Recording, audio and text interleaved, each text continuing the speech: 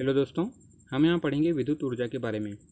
विद्युत ऊर्जा जो कि आधुनिक समय में एक जीवन का आधार बन गया है। ठीक है, विभिन्न प्रकार से इसका उपयोग किया जा रहा है, चाहे उद्योगों में हो, चाहे मानव के द्वारा अपने ज़रूरतों के जो दैनिक कार्य होते हैं उनमें हो। तो विद्युत ऊर्जा कहाँ से हमें प्राप्त होता है, कहाँ कहाँ पे संकेंद्रण है, इसी के बारे में हम यहाँ पे एक एक करके अध्ययन करेंगे। तो आइए चलते हैं।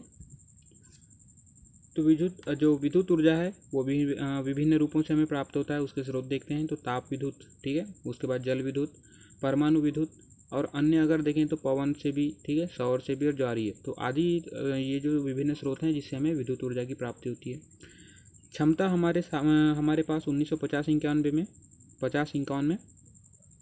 2300 मेगावाट की थी। ठीक है, परंतु आगे चल के हमने इसमें विस्तार किया, बहुउद्देशीय परियोजनाएं लाई, बहुउद्देशीय परियोजनाओं के ऊपर बांध बने और उनके में बिजली का उत्पादन हुआ। ठीक है, जल विद्युत का धीरे धीरे जो ताप विद्युत ग्रह थे उनकी भी ज़्यादा मात्रा में स्थापना हुई और इसी वजह से 2011-12 में यह बढ़कर 2.35 लाख मेगावाट हो गई। ठीक है, तो इतने प्रकार इस कारण से यह जो क्षमता थी हमारी विद्युत उत्पादन की वह बढ़ी।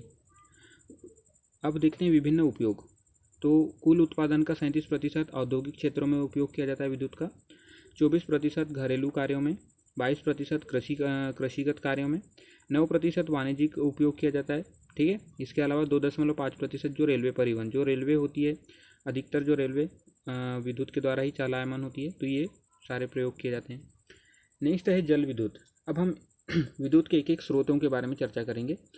तो जल विद्युत है, यह नवीकरणीय स्रोत है, अर्थात किसी नदी पे अगर बांध बनाकर वहाँ पे हम विद्युत का उत्पादन करते हैं तो अगर उस विद्युत के खर्च हो जाने के बाद पुनः हम उसका उत्पादन वर्तमान में ही कर सकते हैं।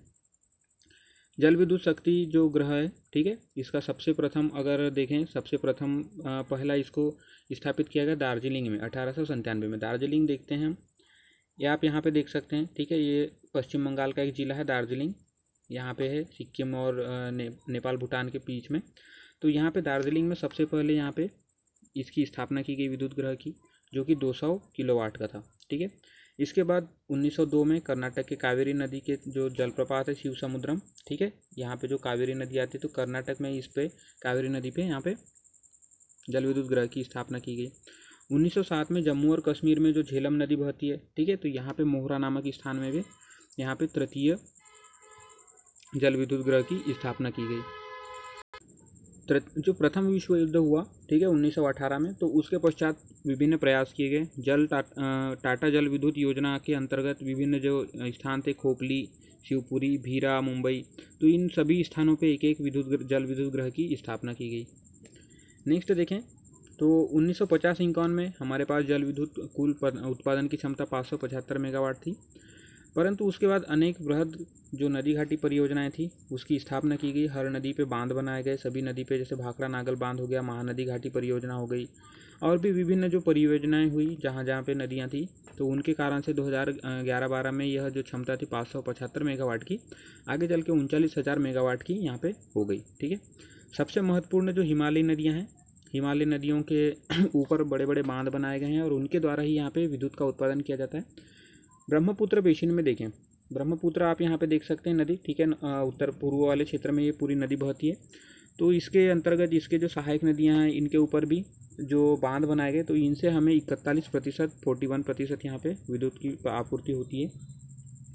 सिंधु नदी के अंतर्गत देखें तो सिंधु नदी के अंतर्गत यहाँ पे आप देख सकते हैं जम्मू कश्मीर वाले क्षेत्र में सिंधु नदी, इसके अलावा इसकी सहायक नदियाँ झेलम, चेनाब, रावी, व्यास, सतलज, तो इन सभी पे बांध बनाए गए जिससे कि हमें कुल उत्पादन का 24% बिजली प्राप्त होता है। और गंगा नदी बेसिन आप यहाँ पे देख सकते हैं, बहुत बड़ा क्षेत्र आता है गंगा नदी का, तो यहाँ पे जो कुल उत्पादन का 13% बिजली हमें यहाँ से प्राप्त होता है गंगा नदी से। ठीक है, नेक्स्ट देखते हैं, दूसरा क्षेत्र आता है दक्षिण में। ये जो प्रायद्वीपीय पठार यहाँ से आप देख सकते हैं, इसके नीचे जो दक्षिण में इस वाले भाग में, तो इस वाले भाग में पूरी तरह प्रायद्वीपीय पठार, तो यहाँ पे जलप्रपात, ठीक है, जोग प्रपात जो है कर्नाटक में है, मैटूर तमिलनाडु और पापनासम, तो ये विभिन्न प्रकार के जो यहाँ से आप देख सकते हैं।